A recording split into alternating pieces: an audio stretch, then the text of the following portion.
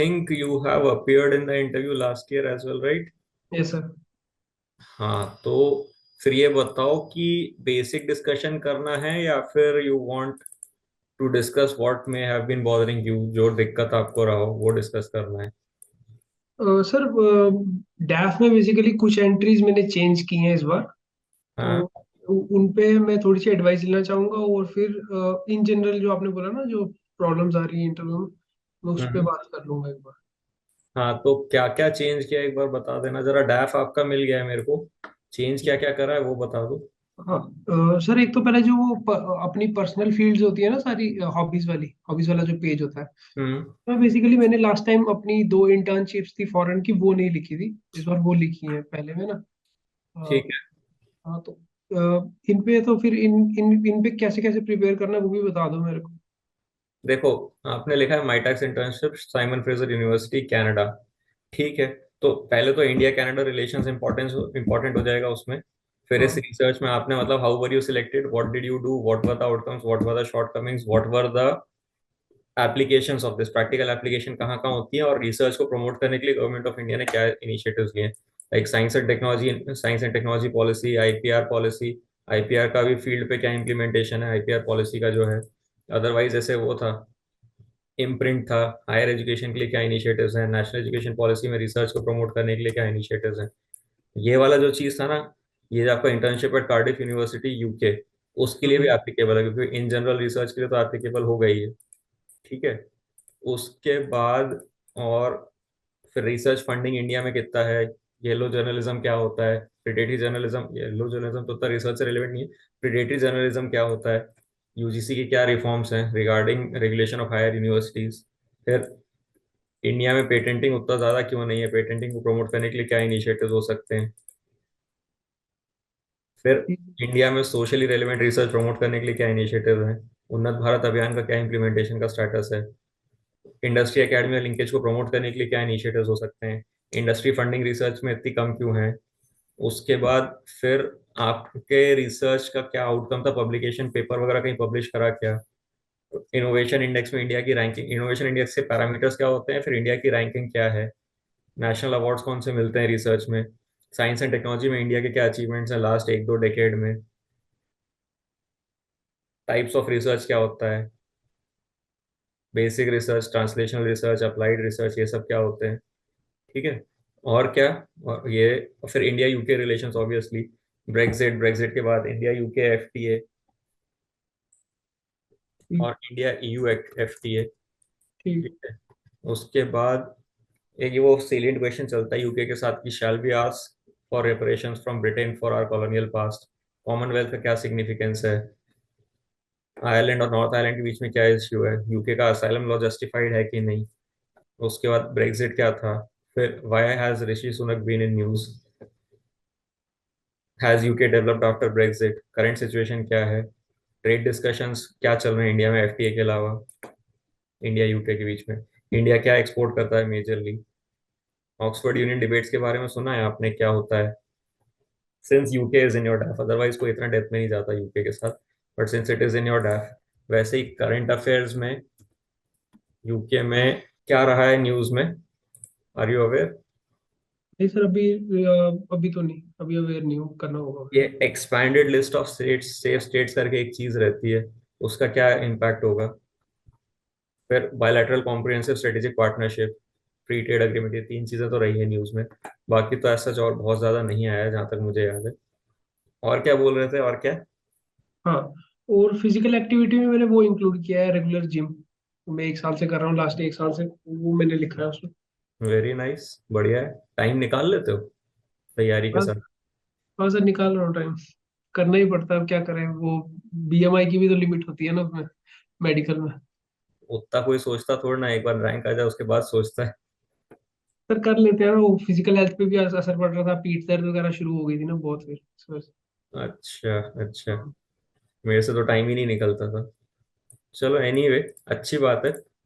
Gymming का ये है कि बहुत ज्यादा तब ट्रेंड था नहीं तो इतना ज्यादा पूछते नहीं है, पर इसमें ये तो पूछ ही सकते हैं कि जिमिंग में अलग अलग टाइप की एक्सरसाइजेस क्या होती हैं, फिर उसमें इंजरीज क्या हो सकती हैं, फिर क्या क्या प्रिकॉशंस लेना होता है चेस्ट के लिए, शोल्डर्स के लिए, नहीं तो लैट्स बैक वगैरह के लिए, लेग्स के लिए क्या क्या एक्सरसाइज हो सकती हैं, बीएमआई क्या होता है, कितना किस किस लिमिट में क्या क्या क्लासिफिकेशन होते हैं बीएमआई आपने बोला है ना जैसे, और फिर उसके बाद किस किस टाइप में, एज इन मतलब कार्डियो क्या होता है, हाई इंटेंसिटी क्या होता है, कितनी कैलोरीज किस में बर्न होती है, एस्थेटिक बॉडी बिल्डिंग क्या होती है, कार्डियो हो गया, स्ट्रेंथ योगा हो गया, पिलाटीज हो गई, जॉगिंग हो गई, रनिंग, एरोबिक्स, जुम्बा, इन सब में क्या डिफरेंस होता है, इंडियन ट्रेडिशनल एक्सरसाइजेस कौन कौन सी होती हैं, what is the difference between being tough, fit, resilient, core fitness को एनहांस करने के लिए किस टाइप की एक्सरसाइजेस होती हैं। बट पॉइंट इज ज्यादा पूछते नहीं है इसके बारे में। वो बेसिकली मेरे को कहीं से दिमाग में आई थी वो बात, किसी को पिछली बार ना ट्रांसक्रिप्ट में पूछा हुआ था कि उसने भी जिम लिखा होगा प्रॉब्ली, उसको वो पूछ रहे थे कि यंग यंग लड़के क्यों मर रहे हैं हार्ट अटैक से जिम करते हुए। वो चीज बहुत कॉमन हो रही है ना आजकल। दो तीन की देखो, तो हुई है, हाँ, दो तीन की तो डेथ हुई है। नहीं वो मतलब वो तो प्रोमिनेंट केसेस थे, पर ये क्वेश्चन पूछा था किसी को पिछली बार, मैं ट्रांसक्रिप्ट हाँ, देख रहा था ना, सही हमने बोल पूछा रहे हो, था। सही बोल रहे हो। ठीक है, मैं इस पे कर लूंगा थोड़ा ना। फिर are there any laws regulating gym, health और फिटनेस इंडस्ट्री का क्या साइज है, मतलब इन टर्म्स ऑफ मनी। यहाँ से मैं थोड़ा सा उसमें भी लेके जा सकता हूँ ना, एंथ्रोपोलॉजी में, क्योंकि बेसिकली ये बीएमआई वगैरह सारा एंथ्रोपोलॉजी में आता है ना चीजें, ये सब मैं वहां भी लेके जा सकता हूँ। क्या बोलते हैं उसको, वैसे kinanthropometry, anthropology of sports, वहां पे थोड़ा लेके जा सकता हूँ ना। अगर प्रिपेयर्ड है तो ऑफ द हाँ, कप कुछ मत बोलना। श्योर। ठीक है, और व्हाट एल्स क्या नया डाला है और। और एक तो लीडरशिप में एक वो था, institute mentorship, student mentorship program है, उसमें 2 साल था हम्म। मैं, तो उसका भी हम्म। लिखा है। एक मिनट, कौन सा institute student mentorship program, IIT Ropar 2017 2018। Yes sir. ठीक है, ठीक है। तो मेंटरशिप में व्हाट वर द चैलेंजेस, कहाँ कहाँ क्या क्या चैलेंजेस फेस करे आपने, और क्या क्या अब सजेशंस दे सकते हो इंस्टीट्यूट मेंटर्स को। होमसिक होते हैं, नहीं तो पढ़ाई नहीं होती है, नहीं तो डिप्रेशन होता है, आईआईटी में सुसाइड वाला प्रॉब्लम है, हम्म। मेंटल हेल्थ का अगर मेंटरशिप है और आईआईटी के साथ एसोसिएट करोगे तो mental health issues in India कैसे एड्रेस कर सकते हैं, मेंटल हेल्थ पॉलिसी क्या है, और मेंटल हेल्थ पॉलिसी नहीं, 2017 का जो नेशनल हेल्थ पॉलिसी आया था उसमें मेंटल हेल्थ के क्या प्रोविजंस हैं, फिर उसी साल मेंटल हेल्थ का एक अमेंडमेंट भी हुआ था एक्ट का, डिक्रिमिनलाइजेशन ऑफ सुसाइड्स।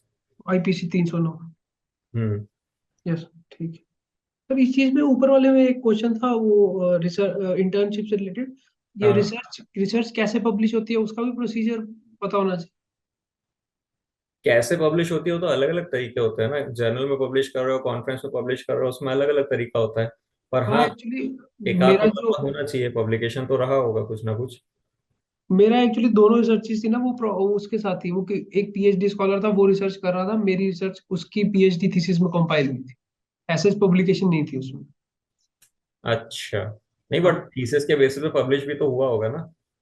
सर, वो उतना मैंने फॉलो नहीं किया, मेरे को बस इतनी इंटीमेशन आई थी कि उसके थीसिस में मेरा नाम लिखा है कि इसने कंट्रीब्यूट किया है। हाँ। कर लेना फॉलो, वो तो it is not that big a deal, but हाँ यू कैन ऑलवेज से कि it was a part of a PhD thesis. ठीक। बट कर लेना फॉलो, अच्छा रहेगा। जनरली लोग पब्लिश कर देते हैं papers based on PhD thesis, तो हो सकता है तीन चार पेपर उनने ही पब्लिश करो, किसी एक में हो सकता है आपका नाम भी हो। ठीक है, मैंने फॉलो नहीं किया, चलो। ठीक है, नहीं। But you should know how papers are published, वो तो है, डिजायरेबल है। ठीक है। तो ये क्वेश्चन फेस हो सकता है कि आपने इंडिया में क्यों नहीं रिसर्च चूज की, बाहर क्यों चूज की।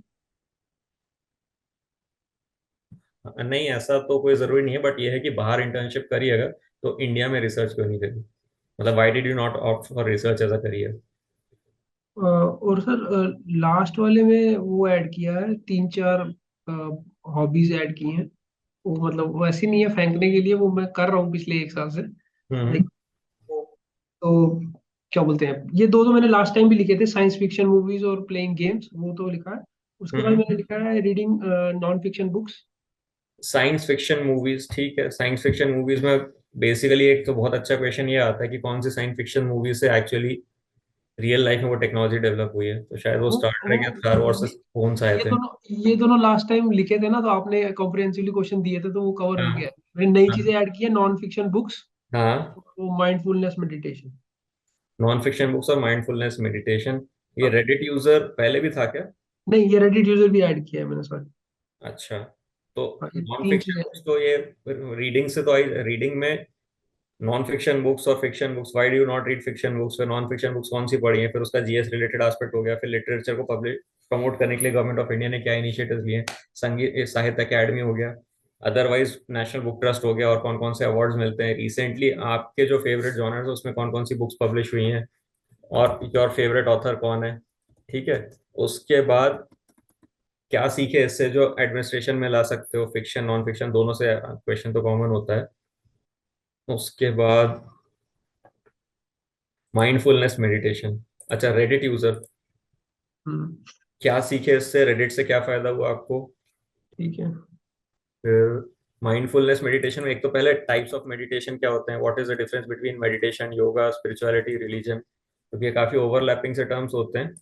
और हाउ मेडिटेशन हेल्प्स यू, और विपासना तो खैर छोड़ो, माइंडफुलनेस लिखा है आपने। और उसके बाद अदर टाइप्स ऑफ मेडिटेशन क्या क्या हो सकते हैं, वैसे तो विपासना हो गया, स्पिरिचुअल हो गया, ठीक है, डीप चक्र में डीप मेडिटेशन मेडिटेशन होता है, चक्र मेडिटेशन होता है। फिर मेडिटेशन के हेल्थ बेनिफिट्स क्या होते हैं, ईशा क्रिया क्या होती है, सात चक्र तीन नाड़ी क्या होते हैं, ध्यान और अंतर ध्यान में क्या डिफरेंस होता है, how did meditation help you in your preparation, pyramid therapy क्या होता है मेडिटेशन में, साइंटिफिक है कि नहीं, माइंडफुलनेस क्या होता है माइंडफुलनेस मेडिटेशन में, हार्टफुलनेस मेडिटेशन क्या होता है, और फिर कमर्शलाइजेशन, इंडस्ट्री बन रही है क्या मेडिटेशन, मेडिटेशन स्पिरिचुअलिटी योगा ये सब इंडस्ट्री बन रहे हैं क्या, आजकल की दुनिया में मेडिटेशन का क्या इंपॉर्टेंस है। सर, इसमें से कोई ऐसी एंट्री है जहाँ पे बहुत ज्यादा ग्राउंड कवर करना पड़ सकता है? क्योंकि लाइक जैसे माइंडफुलनेस मेडिटेशन है ना, थोड़ा बहुत मैंने पढ़ के ही शुरू की थी कि मतलब क्यों क्या कैसे। बट लाइक जैसे आपने बोला सात चक्र तीन नाड़ी, ये तो चलो मैं पढ़ के कर लूंगा। बट कोई आपको जो मैंने नई एंट्रीज बताई, इसमें कोई ऐसी लग रही है आपको कि जहाँ पे मैं फंस सकता हूँ? इन डेप्थ, बहुत डेप्थ में नॉलेज चाहिए जहाँ फंस सकता हूँ, मैं अवॉइड भी कर सकता हूँ? वैसे वैसे मेडिटेशन बहुत वाइड टॉपिक होता है, अगर पढ़ोगे तो 60,000 टाइप के मेडिटेशन होते हैं, किसी ने बताया था मेरे को, उतना मैंने भी एक्सप्लोर नहीं करा है, बट 60,000 टाइप्स ऑफ मेडिटेशन सोचो। ठीक है। तो है तो बहुत वाइड टॉपिक, इतना भी ऐसा नहीं है कि इतना सुपरफिशियली आप कवर कर लोगे। पर माइंडफुलनेस पे डेप्थ में पढ़ना। दूसरा ये एक चीज और मेरे दिमाग में, ये साइमन फ्रेजर कौन थे, ये नाम कहाँ से आया, हाँ सही है। कार्डिफ यूनिवर्सिटी ये नाम कहाँ से आया। ठीक है। ठीक है। चलो फिर मैं इस पे मेडिटेशन पे एक बार देख लूंगा जितना होगा, क्योंकि वो क्या बोलते हैं, एक वही होता है ना, लॉ ऑफ डिमिनिशिंग रिटर्न्स, ये एक लिमिट के बाद जितना मर्जी पढ़ लूंगा उसका उतना फायदा होगा नहीं। उन्होंने जो पूछना होगा वो मोस्ट प्रोबेबली ना ही पता होगा, उन्होंने यही प्रूव करना होगा कि हमारे को ज्यादा आता है, तुम्हारे को कुछ नहीं आता। ऐसा नहीं है, मॉक्स में एटीट्यूड अलग होता है और मेन इंटरव्यू में अलग होता है। कुछ कुछ पैनल मेंबर्स हो सकता है डोमिनेट करने की कोशिश करें, but generally panel members UPSC में they are supportive and cooperative. But don't bluff, नहीं आता तो नहीं आता।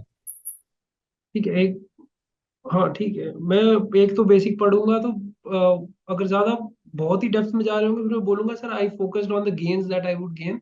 मतलब मैंने इतनी ज्यादा रिसर्च नहीं की करने से पहले, मैंने ये देखा कि इसके बेनिफिट्स क्या है, और फिर मैं थोड़ा मतलब अपनी कंडीशन बताऊंगा मैंने क्यों शुरू की, वो कहानी थोड़ी सी बता दूंगा। तो प्रोबेबली दे विल थिंक कि इतनी डेप्थ में इसको नहीं पता, इसने फायदों के लिए किया है, प्रोबेबली जो आई ट्राई।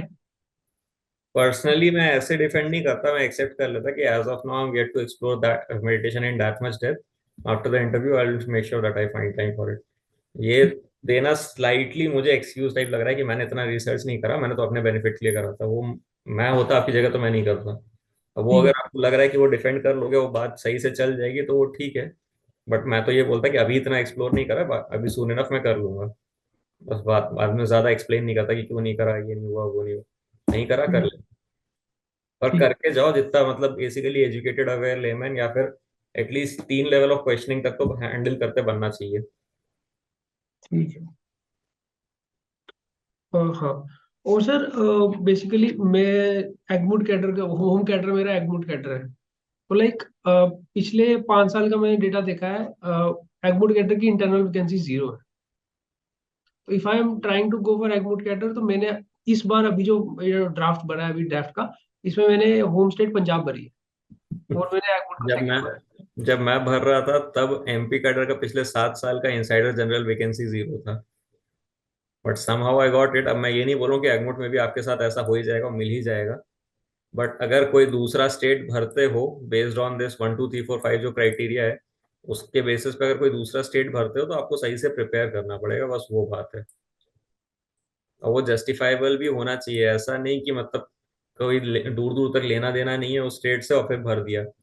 जैसे there was this one candidate वो सेइंग कि मैं बिहार का हूं पर मैं कर्नाटका भरना चाह रहा हूँ, डैफ में दूर दूर तक कहीं कर्नाटका दिख नहीं रहा। तो अगर वो थोड़ा क्रॉस क्वेश्चनिंग में फंस जाए और फिर वहां पे इफ यू हैव टू से कि अरे कुछ लिंक नहीं है, तो फिर अच्छा नहीं लगेगा। But link basically link basically ऐसा है कि मेरा जो कॉलेज था पंजाब में था 4 साल, और लाइक मेरे को अन अननोइंगली भी मेरे को पंजाब थोड़ा बहुत तैयार करना ही पड़ेगा, तो मैं थोड़ा सा उससे अच्छा तैयार कर लूंगा कि एटलीस्ट मैं 1 या 2 राउंड करना में पूछ पड़ेगा, लूंगा। सही बोल रहे हो। उसमें वैसे ऊपर लिखा भी है बेस्ड ऑन 1 2 3 4 5, तो 4 में आपके आ भी रहा है पंजाब, तो 4 साल तो वहाँ रहे ही हो। हाँ, और रोपड़ वैसे भी वो आईवीसी साइट है, वो पूछते ही है कुछ ना कुछ, और रोपड़ से टेररिज्म ड्रग्स 1 मिनट पे पहुंचता है सरदार को देख के। थोड़ा सा वो मतलब मैं बायस नहीं बोल रहा, बट वो हो जाता है, अननोइंगली नोइंगली आ ही जाता अब वो तो ठीक है, प्रिपेयर करना पड़ेगा, तो यू माइट एज वेल से पंजाब कर सकते हो। और वह है भी ना डैफ में, तो चल है। हाँ, जाएगा। और लाइक पूछेंगे कि मतलब जे एंड के छोड़ के पंजाब क्यों, तो उसका यही रीजन हो सकता है कि मेरे को जो अवेकनिंग हुई है, मेरी आंखें खुली हैं कॉलेज जाने के बाद, तो मैं पंजाब में ही रहा हूँ most of the time. And like मैं थोड़ा होम टर्फ से बाहर भी निकलना चाह के एक्सप्लोर करना चाहता हूँ। वही हम्म, पर्पस है ना ऑल इंडिया कैडर का, और क्या मतलब है ऑल इंडिया कैडर। कह सकते हो, मेक्स है फेयर इनफ कि 4 साल पंजाब में रहे भी हैं। हाँ, लाइक कल्चर भी ऐसा नहीं है कि मैं बहुत ही एक्सट्रीम चैलेंज उठा रहा हूँ, कल्चर भी सिमिलर है, डिफरेंट है बट सिमिलर है जे एंड के साथ साथ का, तो I think I can manage it.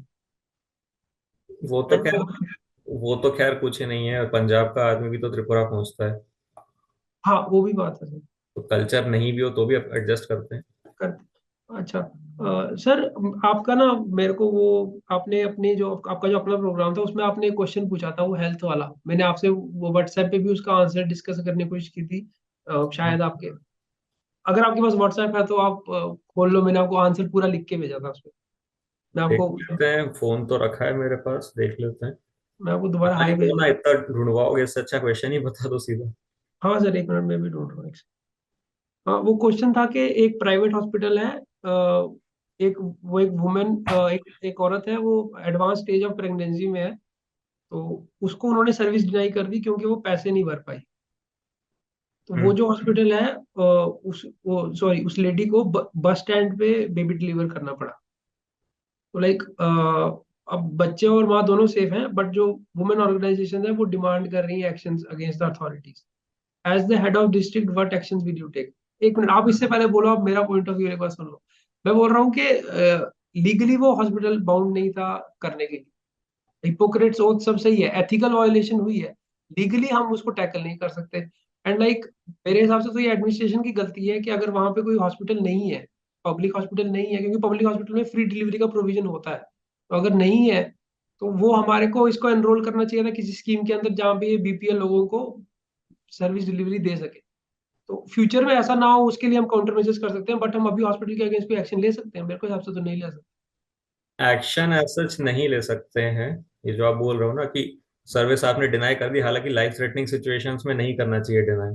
हाँ, एथिकली गलत है, बट एथिक्स के लिए आप केस थोड़ा कर सकते हो उसके ऊपर। हाँ, पर दूसरी चीज ये है कि आप जो बोल रहे हो एडमिनिस्ट्रेशन वाला, वो पॉइंट सही है, क्योंकि जो एएनएम होती है उनको कॉन्स्टेंटली ट्रैक करना होता है हर हाँ, ट्राइमेस्टर में। तो they should keep track of pregnant women कि उनकी कब डिलीवरी ड्यू डेट है, और उनको दे शुड इंश्योर कि वहाँ पे वो हॉस्पिटल में पहुंचे। ठीक एएनएम्स को ट्रैक करना होता है, तो योर पॉइंट इज वैलिड। और विमेन ग्रुप अगर एक्शन डिमांड कर रहे हैं, तो उसमें फिर ये हो सकता है कि वॉलंटरी सर्विस करा सकते हो in lieu of that. But as long as you can not find of provision of law जिसका वायलेशन हुआ है, तो है। As long as there is no provision of law we can not take action. But we can make sure कि ऐसा जो दोबारा ना हो। रिस्पॉन्सिबल था इस मिसहैप के लिए उसके खिलाफ एक्शन हो। दूसरा, वॉलंटरी सर्विस ऐसे हॉस्पिटल से कराएं। और तीसरा ये कि आयुष्मान वगैरह में भी तो एनरोलमेंट होता है, तो आयुष्मान एम्पैनल्ड हॉस्पिटल में जा सकते थे। हाँ, वो काफी सारी स्कीम्स होती हैं जिनमें फ्री हो जाता है, हम्म। बट वो ठीक है, मतलब ये हॉस्पिटल एम्पैनल होना चाहिए था उस चीज के लिए। हाँ। अच्छा, अब मैं वो थोड़ा सा डिस्कस करूंगा, लास्ट पॉइंट ये है बस, जो पिछली बार जो इंटरव्यू में मेरे साथ हुआ ना, वो मैं थोड़ा सा बताना चाहूंगा। हम्म। हर किसी को पहले बुलाते हैं ना थोड़ा, कि 10-15 मिनट पहले बुला के वो चेयर पे बिठाते हैं, तो मेरे को बुलाने के लिए कोई आया ही नहीं। तो मैं हाफ मेरे को जो बंदा आया बुलाने के लिए, बोलता चल क्यों रहे हो, दौड़ो। मैं दौड़ दौड़ के हाफते हाफते पहुंचा हूँ वहां पे। और लाइक एक बंदा है, उसको बोलेंगे अगर चेयरपर्सन M1 है तो ये M3 है, ये दरवाजे पे मेरे बिल्कुल सामने बैठा है, he is observing me from top to down. मैं उसको पूछ रहा हूँ sir may I come in, he is not replying. तो मैं ठीक है, फिर मैं चेयरपर्सन को फेस किया, मैं मे आई कम इन, तो आया बैठा ये सब। तो चेयरपर्सन जस्ट पूछी इज योर नेम हरनीत? में yes ma'am. The next moment she pulled out her phone, she was using her phone entire time. मतलब 20 मिनट्स का हुआ मेरा इंटरव्यू, पूरा टाइम भी नहीं हुआ। She was using her phone and even जब क्वेश्चन खत्म हो जा रहा है, 1 मिनट का क्वेश्चन का गैप हो जाता है, तो उसको लोग बोल रहे हैं कि मैम क्वेश्चन इज फिनिश। बोलती है अच्छा। फोन साइड पे रखा, क्वेश्चन पूछा।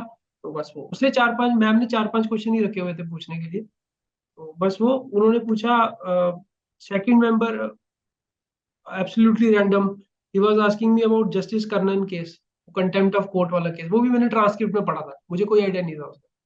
फिर मेरे पहले बैकग्राउंड, मेरे पहले जो था वो फीमेल कैंडिडेट था साइकोलॉजी का। Then he is asking me कि बॉर्डर में लोगों की मेंटेलिटी के लिए, साइकोलॉजी के लिए क्या कर सकते हो आप। फिर फोर्थ पर्सन कुछ रैंडम और फिफ्थ पर्सन कुछ random, and like chair person को बोलना पड़ा कि मैम इसका इंटरव्यू हो गया, इसको जाने दो। तो she left her phone down and फिर बोला कि जाओ। अब इस पे कमेंट इंडिविजुअल केस पे क्या करें, बट डोंट बी बॉदर्ड और डोंट गेट पर्टर्ब्ड अगर कोई आपके आंसर पे ध्यान नहीं दे रहा है। कई बार ऐसे होते थे, पहले चेयरपर्सन घूमने लगते थे यहाँ वहाँ। कई बार चेयरपर्सन बीच में इंटरव्यू में उठ के चले भी जाते थे, वॉशरूम चले जाते थे। तो इसमें ये मत सोचो कि अब तो इंटरव्यू खराब ही हो गया। मैं ये तो जरूर बोलूंगा, वो बुलाने वाला केस एक यूनिक केस आपके साथ हो गया होगा अनफॉर्चुनेटली। हमेशा तो नहीं होता हर किसी के साथ, तो होपफुली इस बार नहीं होगा। पर अगर किसी ने ध्यान नहीं दिया, इसका मतलब ये नहीं कि हमें we will be of our game और we will take it casually कि अब तो कोई सुन ही नहीं रहा, जो मन करे बोल दो। ऐसा नहीं होगा। अपने को कॉन्शियसली आंसर करना है। कितना सुने नहीं सुने वो अपने अपने कंट्रोल में नहीं है, पर अपने को ऐसे आंसर करना है कि वो सुन रहे हैं। Maybe they are pretending to not hear to throw you off your game. ठीक है। ठीक है, अ, ऐसा भी हो सकता है। ऐसा भी मैंने सुना है कई सीनियर से कि कुछ लोग कई बार खाने लगते हैं बीच में, तो वो डिस्ट्रैक्टिंग भी हो जाता है। अभी तो मैंने बताया नहीं, वो मैम तो 10 मिनट के लिए उतरे वॉशरूम चली गई, और she spend 10 minutes in her washroom. And बीच में वो समोसे वाला आया, उसको मेरे सामने इस बात पे गालियां पड़ रही थी कि तूने दाल वाला, सॉरी आलू वाला क्यों लाया, मैम दाल वाले समोसे खाती है। तो मेरे को रुकना पड़ा था आंसर देते देते बीच हो जाता है। उतना अनकंफर्टेबल, तो कंफर्टेबल सिनेरियो तो मैं भी नहीं मानूंगा कि कोई ऐसा बीच में बात हो रहा है तो अपना आंसर करना मुश्किल हो जाता है। पर ठीक है, वहां भी इंसान होते हैं, हो सकता है कई बार किसी का ऐसा बिहेवियर रहेगा वो जो आपको ठीक नहीं लगा। मैं बस ये बोलूंगा कि हर बार ऐसा नहीं होता। मैं तो 3 बार यूपीएससी सिविल सर्विस का इंटरव्यू दिया, मेरे साथ स्मूथ ही चला इंटरव्यू। एक बार उठ के बस एक वॉशरूम गए थे सेकंड टाइम जब मैंने दिया था, अदरवाइज ये खाने वाला बीच में नहीं हुआ। या फिर ऐसा मेरे साथ नहीं हुआ, पहले से बुला लेते थे। तो उसको भूल जाओ, उसको छोड़ो। should not generalize it, and even if you generalize it, what can you do?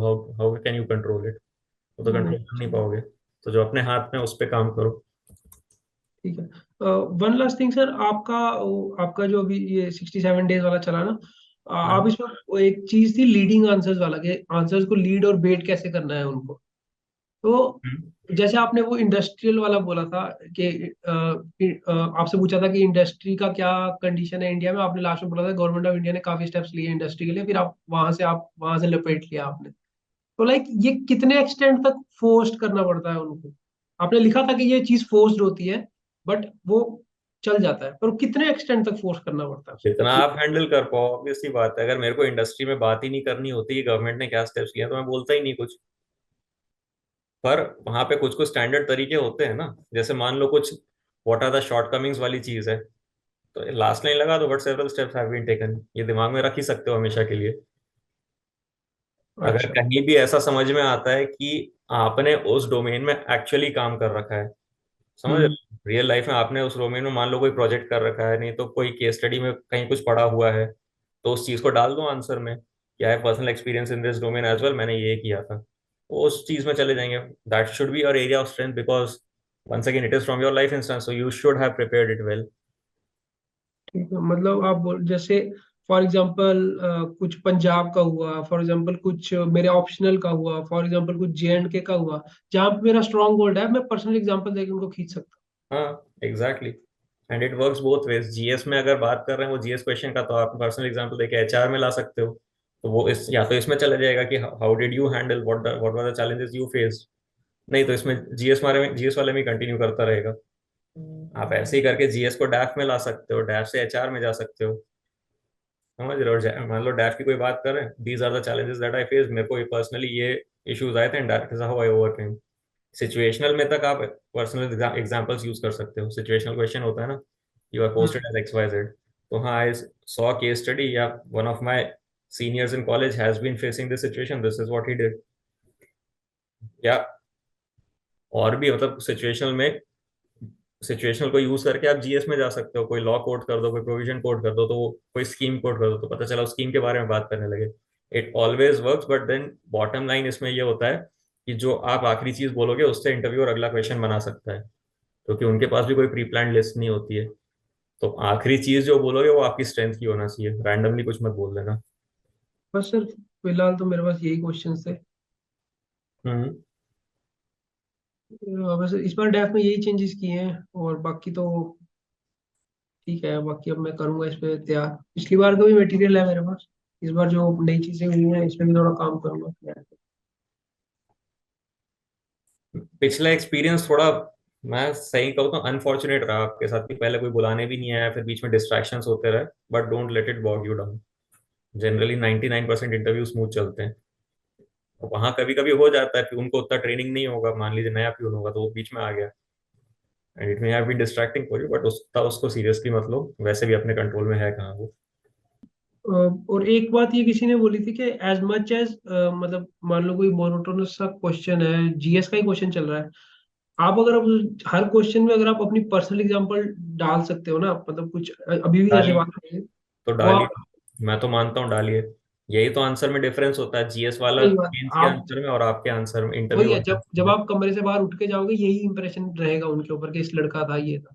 ठीक आई एग्री। जितना डाल सकते हो डालिए, एक आंसर में मल्टीपल डाल सकते हो तो वो डालो। मेरे से पूछा था what will you bring from civil engineering to civil services, उसमें मैंने 5-6 पर्सनल इंस्टांसेस गिनाए थे, because what will you bring वाली बात है ना। तो मैं सिविल इंजीनियरिंग से जो सीखा वही तो बताऊंगा ना। तो मैंने लाइफ इंस्टांसेस गिनाए थे। यही डिफरेंस होता है ना इंटरव्यू के आंसर और जीएस मेंस के आंसर में। ठीक है सर। इसके बाद सर आप वो भेजोगे अभी इसके बाद फिर से वो डैफ वाला क्वेश्चन है? कीवर्ड्स भेज दो, मैं नहीं बनाता वो, वैसे वो ये राज मल्होत्रा आईएएस बनाएंगे। तो कीवर्ड्स भेज देना, उनको बना के दे देंगे। इस बार शायद वो भी कंपाइल करें list of important current affairs issues, तो वो भी मिल जाएगा आई थिंक। ठीक है सर, भेज दूंगा। ठीक है। बाकी कोई इश्यू आता है, अगर डिस्कशन की फिर से जरूरत पड़ती है तो we can get in touch, no problem with that. WhatsApp पे मैसेज कर देना मेरे को। ठीक है सर, ठीक ठीक है। है। Anything else? नहीं सर, बस वो प्रोग्राम सही है आपका, काफी सोचने पे मजबूर करता है। थोड़ा सा क्वेश्चन उसमें ऐसे होते हैं ना, ऊपर नीचे क्वेश्चन होते हैं, थोड़ा सोचता है यार। अभी थोड़ा मेरे को वो भी ना, आपने जो बताया था ना कि हर हर एंट्री डैफ में इस हिसाब से डालनी है कि बेसिकली आप उसमें से क्या वैल्यू प्रोजेक्ट कर सकते हो उनके सामने। मेरे को उस पर थोड़ा सा भी सोचना है, थोड़ा सा मैं सोचूंगा उसके ऊपर। जरूरी नहीं है कि जो आप लाइन ऑफ क्वेश्चनिंग एंटिसिपेट कर रहे हो वही का वही आए। पहले भी बता रहा हूँ, ऐसा कुछ 1-to-1 रहता रिलेशन नहीं रहता है। होता है, हम्म। पर प्रोबेबल होता है। और अगर मान लो उनने नहीं पूछा वो वाली चीज आपसे, तो इंटरव्यू में कभी भी मौका पड़ते साथ आप उस चीज को यूज कर सकते हो ना, आंसर्स में डाल सकते हो। तो ये जो करेक्ट। ब्रेनस्टॉर्मिंग अभी कर लोगे ना, ये जब हाँ। आंसरिंग करोगे तब काम आ जाएगी। करेक्ट। आपने वही बोला था कि आपको ये चीज लानी है, आपकी होम स्टेट, आपका ऑप्शनल, आपका टेक्नोलॉजी में कोई बैकग्राउंड है, ये आपको बीच में लानी ही लानी है किसी तरीके से, हाँ, ताकि आप अपने कंफर्ट जोन में ला सको उनको। सही बात। As long as you are comfortable with electrical engineering, मतलब अगर कंफर्टेबल नहीं हो तो फिर मत बोलना। नहीं वो सर, दूसरी बात है। कंफर्टेबल इतना तो हूँ कि 2-3 लाइन ऑफ क्वेश्चनिंग तो जवाब दे ही सकता हूँ, पढ़ लूंगा दोबारा। वो that is person to person very. Correct sir. And sir मेरे को किसी ने ये बात भी आप शायद जानते होंगे, उपमा जैन मैम को जानते हो आप? कि पता नहीं, अब वो तो आपको जानती हैं। नॉट पर्सनली बट हाँ, थ्रू मैसेजेस वो यस। वो मतलब उनसे भी मेरी एक सेशन हुआ था उनके साथ, तो उन्होंने बोला था कि जो भी अभिषेक सर से एडवाइस ले रहे हो, बस ये ध्यान रखना कि अभिषेक सर की जो तैयारी होती है ना, इस साल जो टॉप करेगा ना, अभिषेक की सर की तैयारी उनसे भी ज्यादा होती है। नहीं ऐसा कुछ नहीं है, वो तो अलग अलग डिपेंड करता है। और हाँ। हर किसी के अलग अलग स्ट्रेंथ्स होते हैं ना।